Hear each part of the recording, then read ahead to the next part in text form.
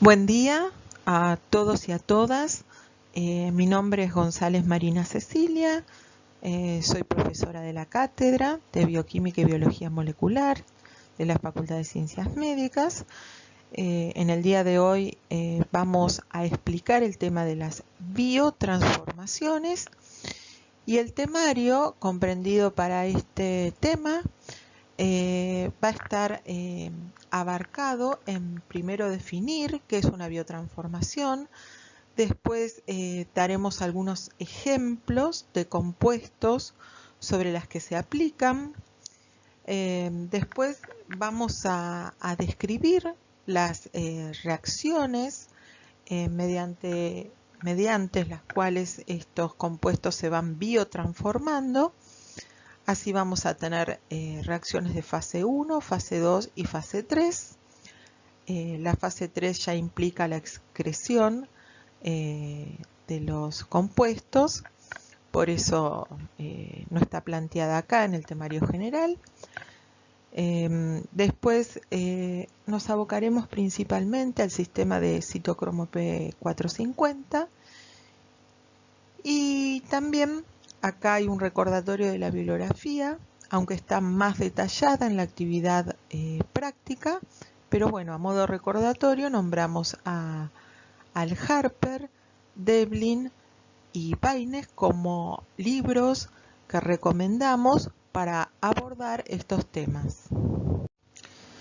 Bien, comenzamos definiendo qué es una biotransformación. Podemos definir este concepto como un conjunto de reacciones que tienen como objetivo modificar la estructura química de determinados compuestos para aumentar la polaridad de los mismos, o sea, su capacidad de solubilizarse en agua y facilitar de esta manera su excreción. Para eso comenzamos definiendo qué es un xenobiótico. Y a un xenobiótico podríamos definirlo como un compuesto extraño al cuerpo, como pueden ser fármacos, carcinógenos químicos, pesticidas, productos del petróleo, contaminantes, etc. Entonces, estos compuestos o xenobióticos, una vez incorporados al organismo, se van metabolizando en distintas fases hasta que finalmente el producto de estas biotransformaciones se excreta.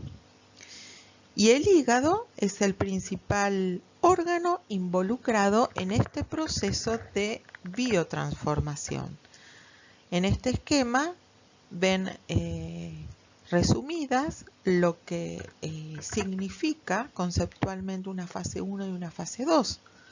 Aquí en la fase 1 tenemos que el xenobiótico se transforma en un compuesto más polar y este metabolito o compuesto más polar en fase 2 se conjuga para que finalmente en fase 3 se excrete. Bien, dentro de las biotransformaciones se pueden metabolizar xenobióticos que, como dijimos anteriormente, son compuestos extraños, pero también son exógenos. Y del mismo modo se pueden biotransformar compuestos endógenos, y es el caso, por ejemplo, acá mostrado en la diapo, del grupo hemo de la hemoglobina, que se va a transformar en distintos compuestos para finalmente ser excretado. Uno de esos compuestos es la bilirrubina. También, dentro de los compuestos endógenos a metabolizarse, podemos nombrar a ciertos esteroides, eicosanoides y retinoides.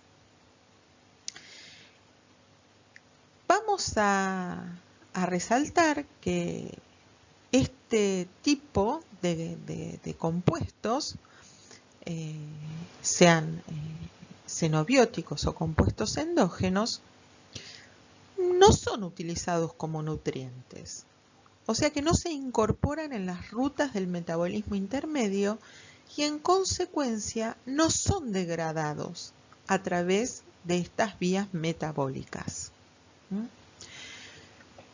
Estos compuestos xenobióticos pueden incorporarse por vía oral, respiratoria o piel y potencialmente van a ser tóxicos.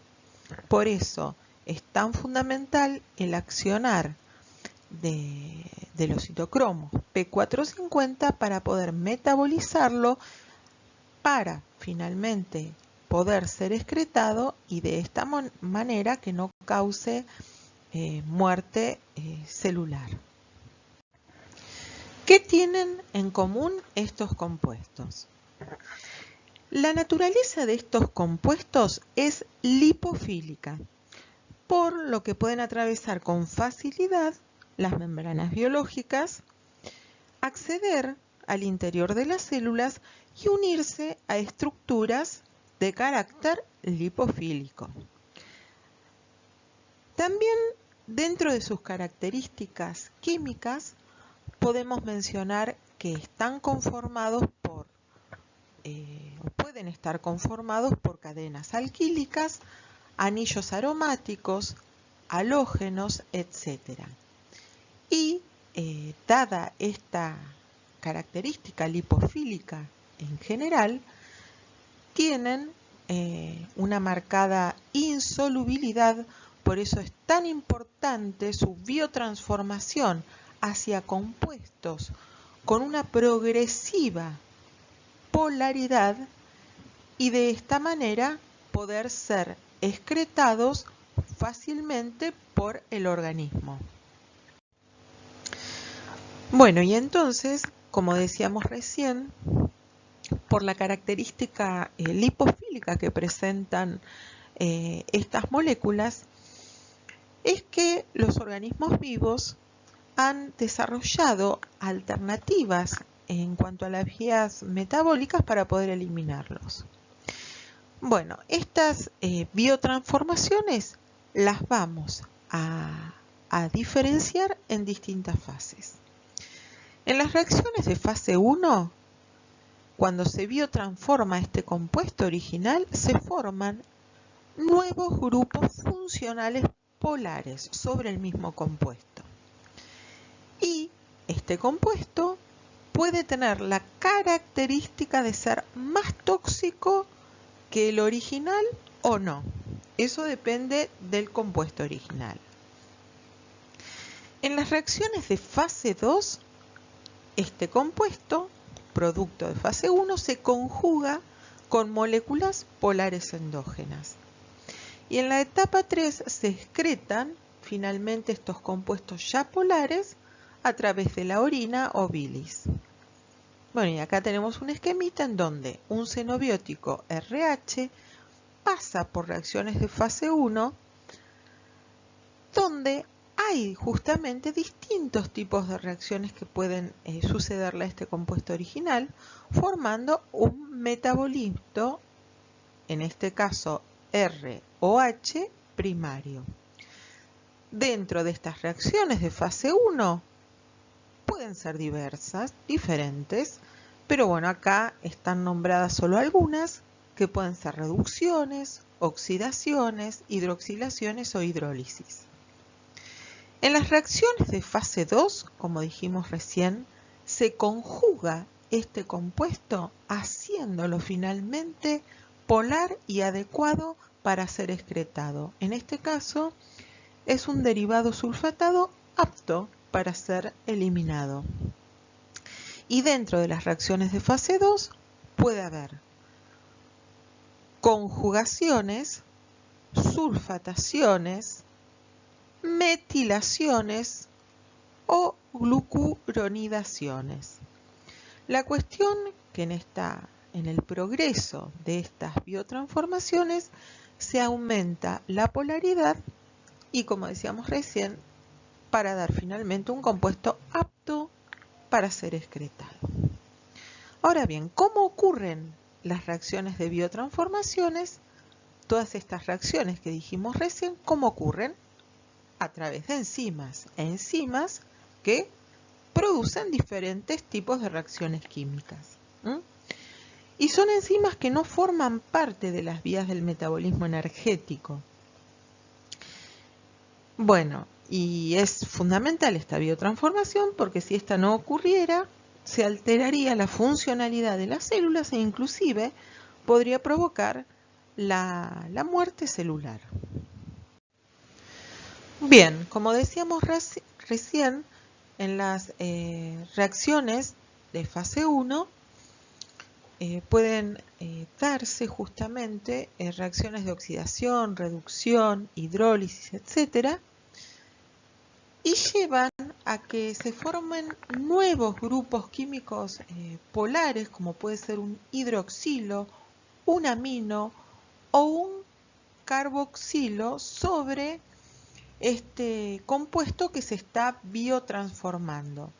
De esta manera, al transformarse y formar estos nuevos grupos químicos polares, estos xenobióticos son más hidrosolubles y son blancos para que se puedan producir las reacciones de fase 2 de conjugación. Ahora bien, vamos a nombrar cuáles son las enzimas principales de todo este gran grupo de reacciones que se pueden dar. Pero bueno, nosotros vamos a hablar y a desarrollar principalmente solo un grupo de estas enzimas que están ahí marcadas en color y son las monooxigenasas u oxidasas de función mixta.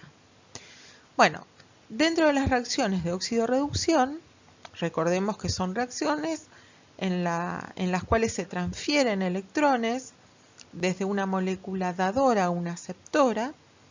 Y bueno, las enzimas se denominan deshidrogenasas. Por ejemplo, estas actúan sobre la detoxificación de alcoholes como etanol y metanol, llamadas específicamente alcohol deshidrogenasas, que se van a desarrollar o las vamos a desarrollar en otro video que les vamos a enviar. Específicamente vamos a hablar de ese tema. También dentro de las enzimas que catalizan reacciones de óxido-reducción tenemos oxidasas. Reducen el oxígeno a agua o compuestos tóxicos como pueden ser peróxido de hidrógeno y superóxidos. O sea, transfieren electrones al oxígeno y lo reducen. Y las oxigenasas, con las cuales nos vamos a detener, catalizan la incorporación de oxígeno al sustrato a la vez que existe esta transferencia de electrones. Se llaman monooxigenasas u oxidasas de función mixta. Y esto está llevado a cabo por el citocromo P450. También pueden darse reacciones de reducción llevada a cabo por reductasas que intervienen, por ejemplo, en la detoxificación de nitratos a nitritos y halógenos, reacciones de hidrólisis con hidrolasas y esterasas que catalizan la reacción de detoxificación de ésteres y aminas. Y bueno, también para nombrarles otros ejemplos, tenemos reacciones de hidroxilación con incorporación de grupos hidroxilos sobre cadenas alifáticas o anillos aromáticos, reacciones de epoxidación, también vamos a ver algunos ejemplos de estas reacciones en las cuales se incorpora un puente de oxígeno sobre un anillo aromático, etc. Así que bueno, con esto tienen un pantallazo general de todas las enzimas que pueden intervenir para detoxificar o biotransformar compuestos. De todas las enzimas de la fase 1, la más importante en cuanto a su intervención son las, como dijimos recién, son las monooxigenasas u oxidasas de función mixta. Que, digamos, esta funcionalidad la lleva a cabo el sistema ZIP, dentro del cual, dentro de este sistema, está el citocromo P450, porque hay varios participantes dentro del sistema ZIP. Ahora los vamos a ver en más detalle. Pero bueno, quédense con este concepto de que este tipo de enzimas, por su intervención, son mayoritarias y las vamos a ver en detalle. Bueno, como recién decíamos, hablamos de sistema ZIP, ya que el citocromo P450 propiamente dicho está incluido como uno de los componentes del sistema ZIP. ¿Y cuáles son estos componentes? Bueno, primero, si hablamos del citocromo P450 propiamente dicho, decimos que es una hemoproteína integral de membrana, y hemoproteína porque tiene internamente el grupo hemo que ustedes ya lo conocen, el cual tiene un hierro central que puede ir cambiando de estado de oxidación. Después el otro componente es una reductasa, llamada citocromo P450 reductasa, que puede o es la encargada de reducir al citocromo P450. Tiene como cofactor a FAD, o sea, flavina adenina dinucleótido, y FMN o flavina mononucleótido. Y también dentro de sus componentes tenemos al NADPH como dador de electrones. Este dador de electrones lo hace de a 2 electrones, o sea, da 2 electrones, pero la transferencia se hace de a 1 electrón por vez. También puede intervenir un citocromo B5, pero no es obligatoria su presencia para que pueda desarrollarse el proceso. Bueno, esta transferencia de electrones desde la citocromo P450 reductasa hacia el citocromo P450 puede ser directa, como en este caso, o puede haber una proteína intermedia, como ocurre en el caso de la mitocondria, porque el sistema ZIP está ubicado en la membrana del retículo endoplasmático o también en la membrana mitocondrial. Bueno, habíamos dicho que este tipo de enzimas o ZIP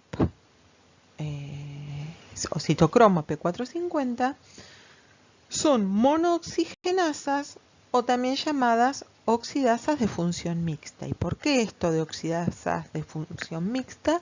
Porque usan una molécula de oxígeno de la cual un átomo de oxígeno lo reducen a agua y el otro lo transfieren al sustrato y lo biotransforman, originando grupos, por ejemplo alcoholes o epóxidos, que son más polares.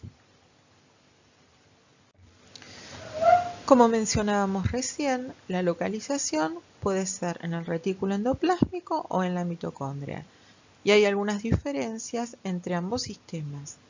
En el caso del retículo endoplásmico liso, este sistema ZIP va a estar ubicado, digamos, en todos los tejidos, pero principalmente en el hígado.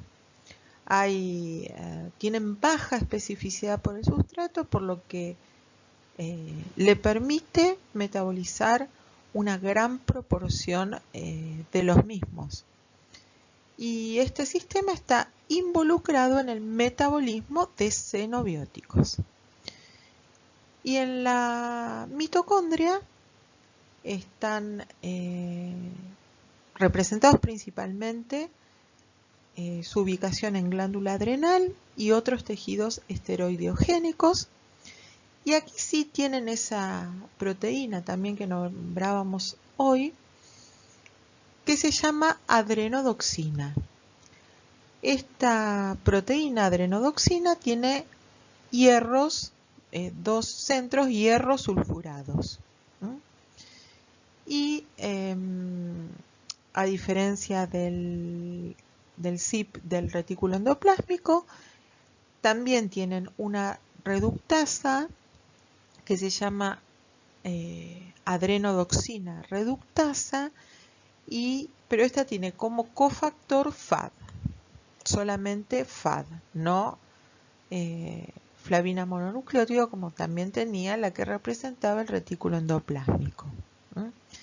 La especificidad por sustrato es variable, porque puede ser muy específica por su sustrato o no. Y es muy importante que estos sistemas CIP mitocondriales están involucrados en el metabolismo de esteroides, como veremos posteriormente. Bueno, ahora vamos a ver con un poco más de detalle la reacción de monooxigenación. Los citocromos P450 actúan como aceptores últimos de electrones entre los sistemas de transporte de electrones presentes en el sistema CIP, como ya vimos. Como vimos recién, que son el NADPH, FAD y flavina mononucleótido. Allí ven a un costadito un cuadro de potenciales redox de estos compuestos, donde si observan van a notar que se van haciendo más positivos con el progreso de los electrones. Para que se dé la monooxigenación del sustrato, el hierro del hemo, del citocromo P450, debe reducirse de un estado férrico más 3 oxidado al hierro más 2 reducido o ferroso, para que se le pueda unir el oxígeno. Como dijimos recién, los electrones desde el NADPH son transferidos individualmente. Así, en la parte izquierda del gráfico vemos cómo el primer electrón se puede transferir al sistema, lo que permite, primero, que se reduzca el hierro a más 2 y de esta manera se puede unir el oxígeno. Cuando el electrón está ubicado de esta manera, ese electrón vuelve a cargar, digamos, negativamente al oxígeno y oxidarse nuevamente el hierro.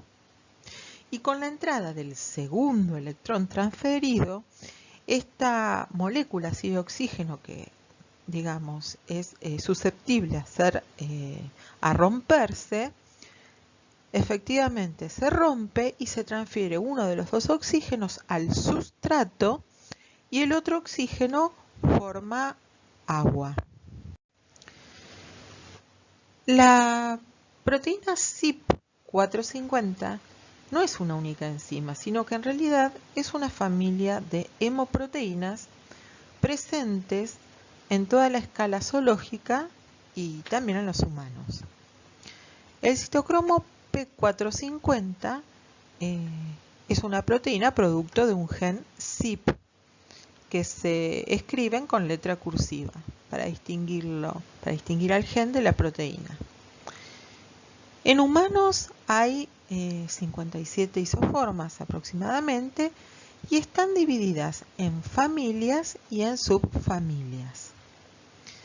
Acá les mostramos un ejemplo de cómo es la denominación, indicando primero CYP, refiriéndose al nombre de la proteína, el 2, la familia, D, una letra, la subfamilia, después viene la isoenzima dentro de las subfamilias, en este caso son 6, y el alelo 4.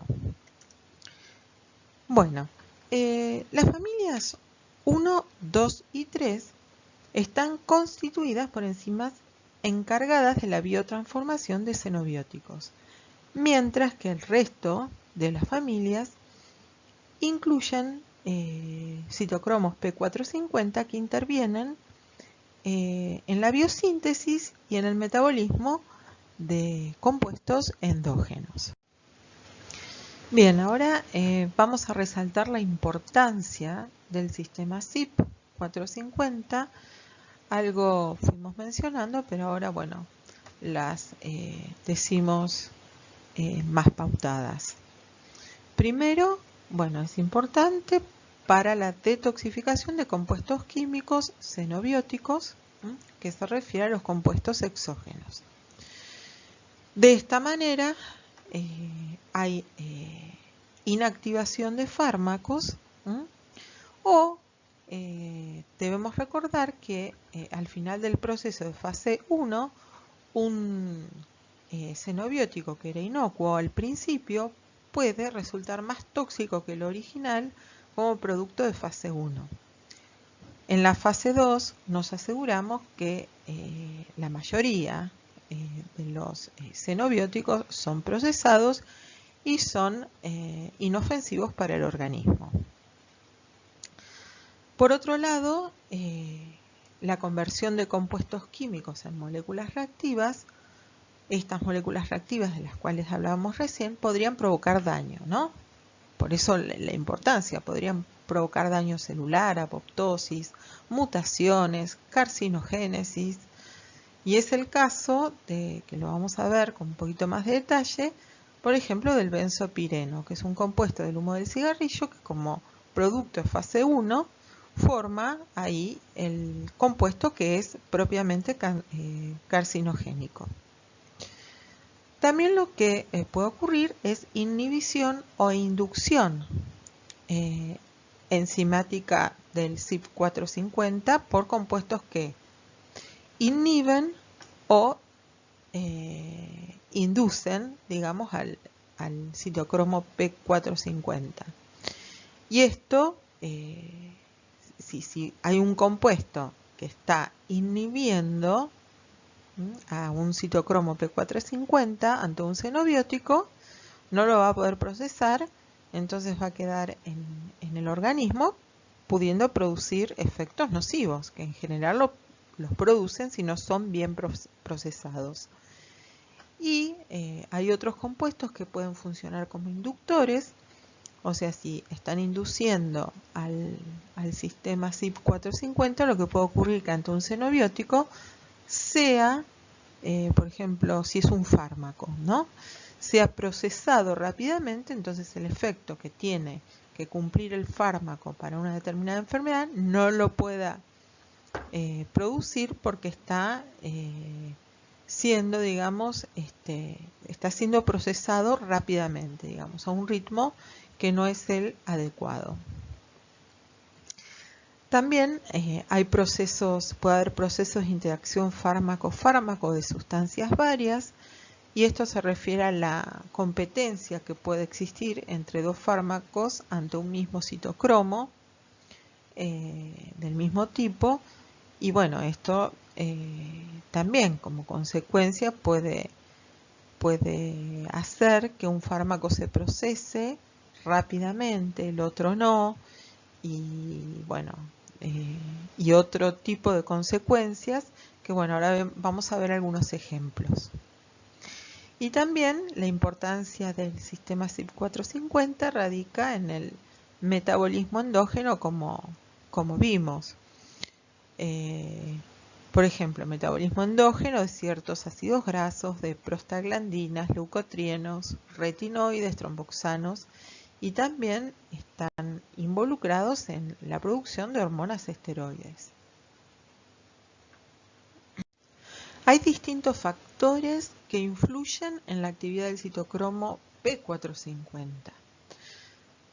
Hay factores, por ejemplo, que tienen que ver con la edad, con la etnia, la raza, el sexo, el estado nutricional de la persona, si hay alguna hepatopatía preexistente, bueno, la función renal, el embarazo, también la duración y dosis del xenobiótico, la inducción o represión enzimática, como vimos recién, el hecho de que haya interacciones medicamentosas, el tipo de polucionante y algo importante a resaltar es la respuesta idiosincrática que pueden presentar las personas, es decir, los polimorfismos.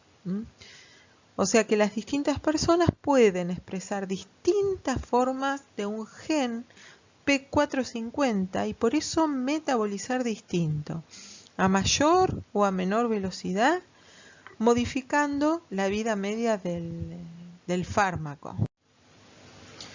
Bueno, cada uno de los citocromos P450 tiene una tasa basal de expresión, aunque esta puede estar alterada por alguna respuesta particular de cada individuo, lo que llamábamos recién polimorfismo. También hay un grupo de sustratos que le son característicos a cada tipo de citocromo P450. También hay un conjunto de inductores, que son compuestos que van a incrementar la expresión de ese CYP en particular. Hay una serie de inhibidores que también son compuestos que van a bloquear la actividad metabólica. O sea, si bloquean la actividad metabólica, ya no puede cumplir su funcionalidad normal el citocromo P450. Por eso hay que tener en cuenta, digamos, a la hora de administrar un fármaco, que no se esté consumiendo en ese mismo momento o en el periodo de tiempo de la toma de las dosis, inhibidores que puedan, digamos, a partir de los cuales no se pueda metabolizar el xenobiótico. Y con respecto a los inductores también hay que tener mucho cuidado, porque si se induce mucho la expresión de un determinado CYP, se está metabolizando rápidamente y este fármaco no podría lograr su función debido a que no ha quedado el tiempo, digamos, necesario para que pueda cumplir la función con lo que se le había dado. Bueno, acá está todo tabulado, tanto sustratos, inhibidores e inductores propios de, bueno, cada uno de estos CYP, que los damos como ejemplos. Por ejemplo, en el caso del CYP 1A2, tenemos que, por dar un ejemplo, el sustrato característico puede ser la cafeína, pero tenemos unos cuantos más. Hay un conjunto de inhibidores, por ejemplo, la ciprofloxacina, este antibiótico, e inductores, por ejemplo, humo de cigarrillo. Así que bueno, a tener en cuenta a la hora de estar tomando un compuesto, cuidarnos, digamos, de no combinarlo con ciertas sustancias que nos pueden terminar dañando bastante al organismo. El sistema CYP450, específicamente el citocromo P450, tiene una gran facilidad para ser inducido tanto por compuestos endógenos como exógenos. La inducción se da a nivel transcripcional y post-transcripcional, participando distintos tipos de receptores y ligandos. Aquí en la tablita mencionamos algunos ligandos conocidos que inducen la expresión del citocromo P450. Fíjense que en el gráfico tenemos la unión de un ligando con el receptor formando esa dupla que se va complejizando con otro tipo de receptor asociado, y esta estructura se acopla a elementos de respuesta del ADN del gen P450, regulando la expresión génica y haciendo que se sintetice de manera incrementada el ARN mensajero de estos genes. Se han descrito varias, diría cientos de sustancias químicas que son capaces de estimular la actividad de este sistema enzimático. Algunas de ellas son fármacos, como pueden ser hipnóticos, sedantes, gases anestésicos, estimulantes del sistema nervioso central, tranquilizantes, antipsicóticos, hormonas, etc. Y otros son tóxicos o compuestos ambientales, como pueden ser plaguicidas,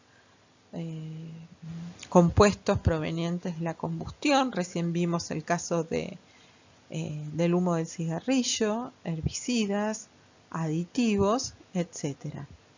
Y todo esto también tiene importancia a la hora de analizar las interacciones medicamentosas y a tenerlo en cuenta a la hora de administrar los fármacos para saber que, digamos, en esta interacción lo que puede ocurrir es que se vaya metabolizando un fármaco de interés que yo no quiero que se metabolice rápidamente y necesito que esté cumpliendo la función por la cual fue administrado. Aquí marcamos otros efectos nocivos que pueden ocurrir debido a que se puede activar la respuesta prooxidante en el proceso de biotransformación. Recuerdan que dijimos como producto de fase 1 se puede originar un compuesto que es más tóxico que el original. Y esto, digamos, este compuesto hace que se sinteticen especies reactivas del oxígeno ROS y que el organismo no alcance la respuesta antioxidante a balancear este estrés oxidativo.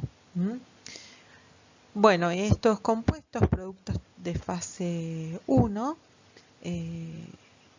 también en general son altamente electrofílicos y es muy marcada en general como cuestión común de todos ellos la electrofilicidad, que es consecuencia de la propia deficiencia de electrones.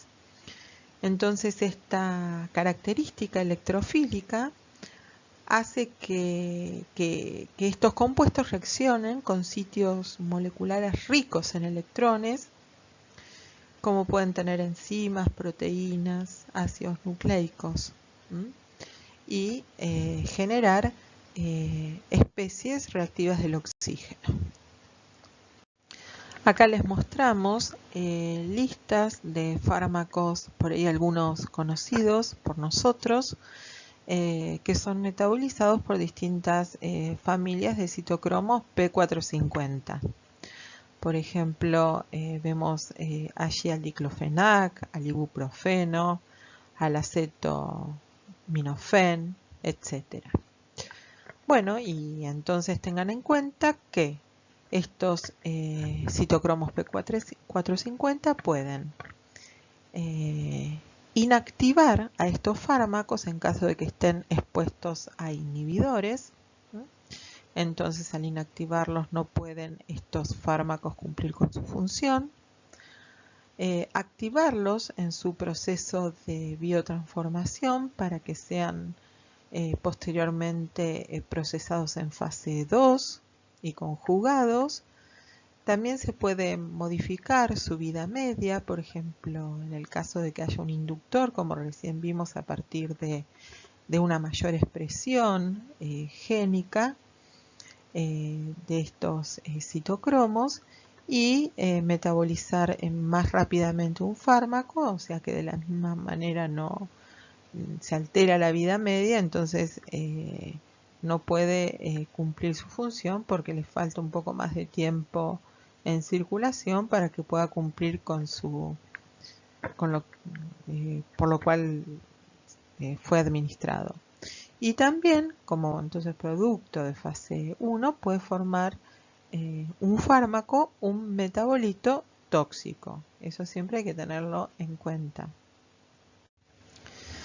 Bien, ahora vamos a dar un ejemplo con el metabolismo del diazepam Valium de qué metabolitos se pueden formar dependiendo de la cantidad e isoforma de P450 que se esté expresando, ya sea por los diversos factores que vimos anteriormente y que pueden estar influenciando sobre esta expresión, o también por alguna cuestión de tipo polimórfica. Bueno, el diazepam es un fármaco que tiene propiedades ansiolíticas, miorrelajantes, anticonvulsivantes, sedantes. Es modulador alostérico positivo de receptores GABA y se utiliza principalmente para tratar trastornos de ansiedad. Una vez incorporado, es metabolizado. Entonces, según la expresión de este sistema CYP que tenga una persona u otra, va a formar, como dijimos recién, distintos metabolitos. Por ejemplo, hay dos citocromos P450 involucrados. Puede estar el CYP3A4 o el CYP2C19. En caso de que una persona tenga mayor expresión del CYP3A4, primero se va a producir el proceso de hidroxilación y posteriormente, por el accionar del CYP2C19, se va a producir el fenómeno de desmetilación. Pero si otra persona tiene mayor expresión del CYP2C19 que del otro, o sea del CYP3A4, va a ser al revés. Primero se va a producir la desmetilación o dealquilación y posteriormente va a accionar el otro citocromo, que es el CYP3A4, y formar la hidroxilación, para finalmente formar, ¿no? En ambos casos se va a formar el mismo producto, que es el oxazepam. Pero bueno, con esto les ejemplificamos cómo puede ir el camino hacia un lado o hacia otro, terminando en el mismo compuesto, según esté expresada mayormente una isoforma que otra. Bueno, aquí les damos un ejemplo en el cual el benzopireno, que es un compuesto inicial inocuo, puede transformarse como producto de fase 1 en un compuesto altamente cancerígeno. Este benzopireno es un contaminante ambiental que se produce en la combustión del carbón, la combustión de los materiales del tabaco, o sea, en el humo del cigarrillo, alimentos también cocinados a leña y como subproducto industrial. Como dijimos recién, es débil su potencial cancerígeno al principio, casi inocuo, pero cuando se metaboliza se convierte en un potente cancerígeno. Como aquí ven, el benzopireno primero se transforma en un compuesto formando un epóxido, un puente de oxígeno, por un P450 formando el benzopireno 7,8 epóxido. Después actúa una epóxido hidrolasa, lo transforma en benzopireno 7,8 dihidrodiol, y a partir de otro P450 se transforma en el benzopireno 7,8 dihidrodiol 9,10 epóxido, que es el compuesto que decíamos recién, altamente cancerígeno. Este dihidrodiol puede formar aductos con guanina, pudiendo inducir mutaciones. Sin embargo, si este se conjuga con glutatión, se protege al organismo. Acá vemos la biotransformación como mecanismo de síntesis. Para tener en cuenta y dar un ejemplo de que estas enzimas también participan en procesos anabólicos. O sea que sintetizan, en este caso, hormonas tan cruciales para la funcionalidad del organismo. Entonces, como ejemplo, vemos la síntesis aquí de hormonas esteroides a partir del colesterol, se sintetizan en la corteza adrenal y en los órganos sexuales. El citocromo P450 del retículo endoplásmico y de la mitocondria son necesarios para que se formen la aldosterona, hormona responsable del equilibrio hídrico y salino, y el cortisol, importante regulador de los metabolismos de proteínas, glúcidos y lípidos. Además de toda esta serie de citocromos que intervienen en la síntesis de aldosterona y cortisol, tenemos al citocromo 17 que interviene en la formación de androstenodiona en las glándulas adrenales, que es, el precursor de estrógenos y de testosterona y también responsable de las características sexuales secundarias. Tengan en cuenta o visualicen este citocromo CYP21A2, que ahí lo tienen subrayado en color, y dan estas hormonas aldosterona y cortisol porque fallas o deficiencias genéticas conducen a falencias de estas dos hormonas y a una sobreproducción de androstenodiona, lo cual vamos a detallar en la siguiente diapo. Como mencionábamos recién, déficit genético del CYP21A2 puede llevar a hacerse en el organismo una hiperplasia adrenal congénita. Vemos acá una síntesis de la ruta y en consecuencia, si no funciona este citocromo, vamos a tener una disminución en la cantidad de cortisol y también una disminución en la producción de aldosterona. Esto va a generar una respuesta de tipo compensatorio de parte de la hipófisis, haciendo que se aumente la cantidad de la hormona adrenocorticotrofina, lo que hace estimular a la corteza adrenal como medida de compensación frente a esta falencia, pero la falla está, y como eso es así, no se puede cambiar, entonces hay una sobreconducción de la vía hacia una mayor producción de androstenodiona, esa vía que estaba mediada por el citocromo 17. La mayor producción de androstenodiona hace que las mujeres adquieren un fenotipo de virilización e hipervirilización en el caso de los hombres. Y también hay un desequilibrio salino por deficiencia de la aldosterona.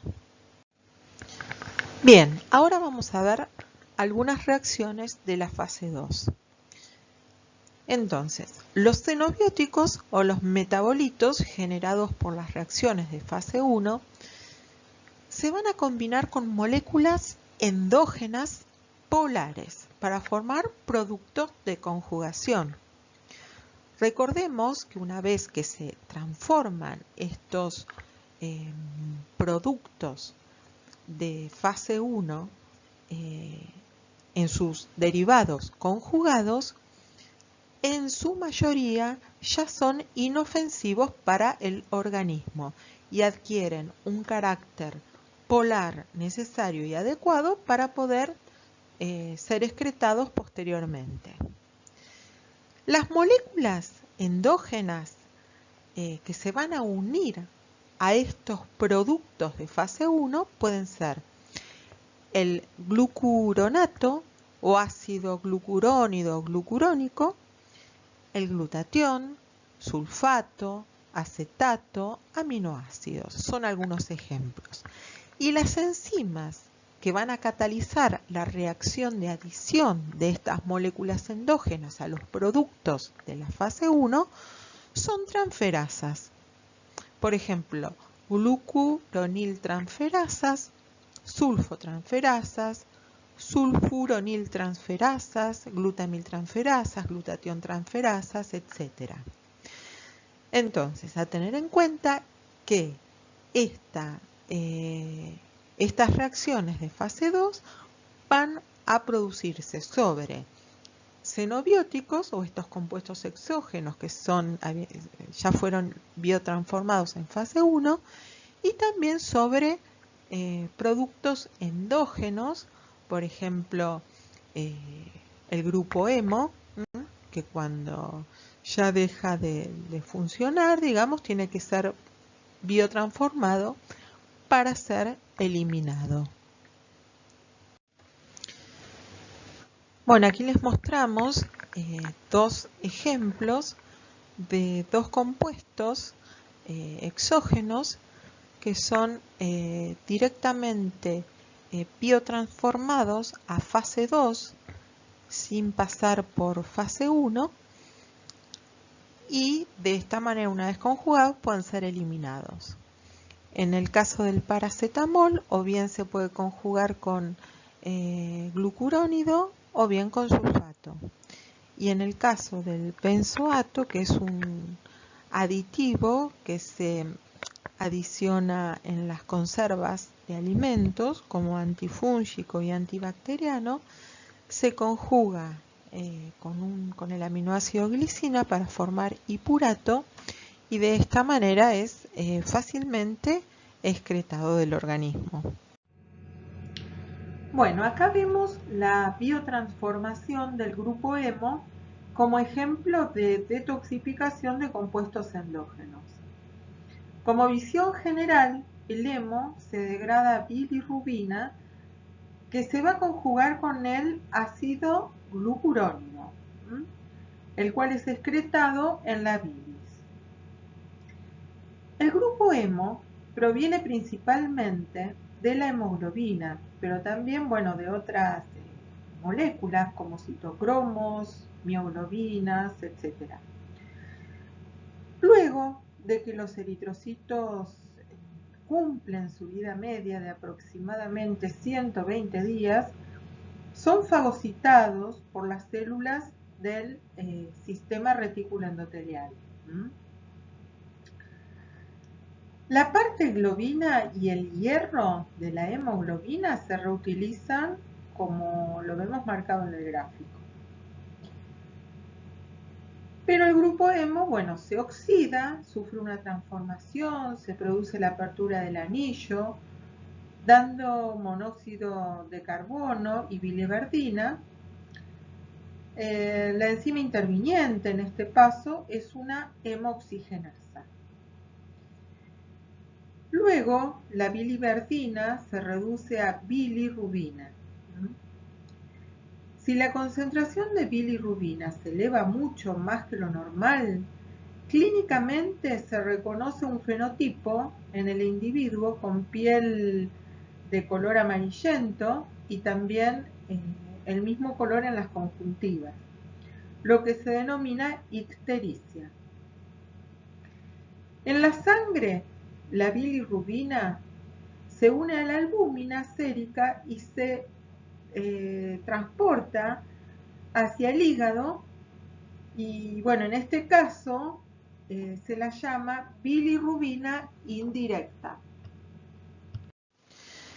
En el hígado la bilirrubina se convierte en un compuesto más soluble cuando se la conjuga con dos moléculas de UDP-glucuronato formando el diglucurónido de bilirrubina.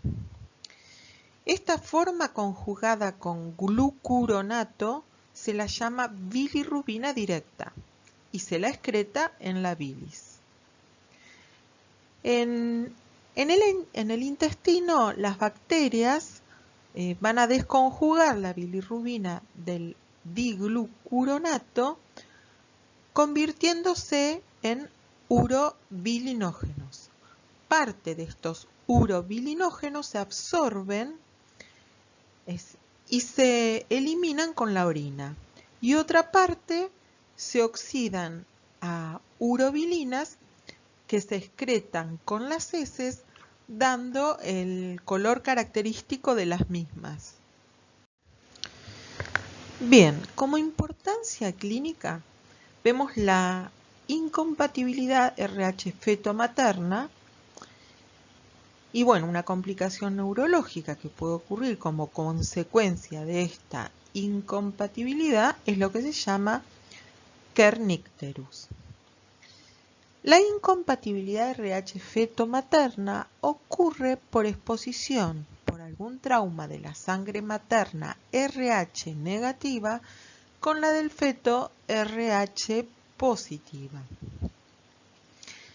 Así, cuando los glóbulos rojos del feto entran en contacto con la sangre de la madre por la placenta, el sistema inmune de la madre trata las células fetales RH positivas como si fueran una sustancia extraña.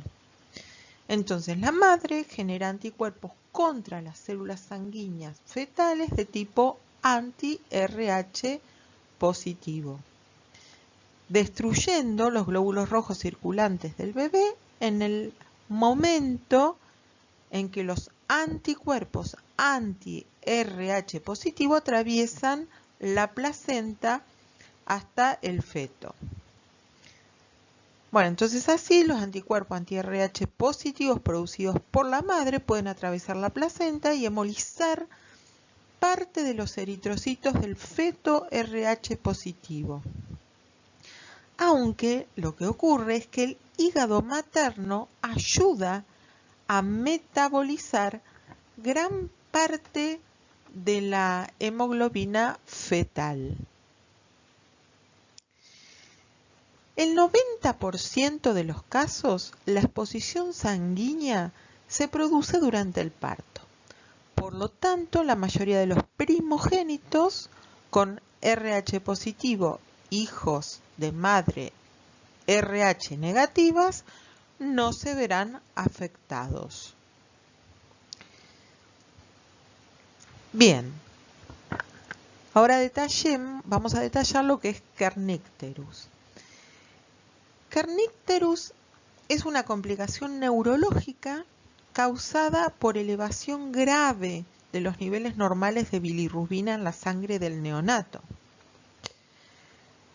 Si el nivel de bilirrubina es muy alto, o el bebé, por ejemplo, está enfermo, esta bilirrubina puede llegar al cerebro.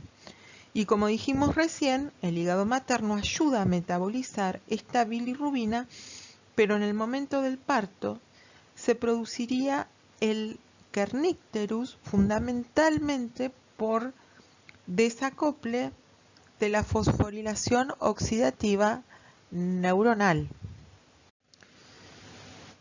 Bien, para ir terminando, veremos la detoxificación combinada del paracetamol y alcohol.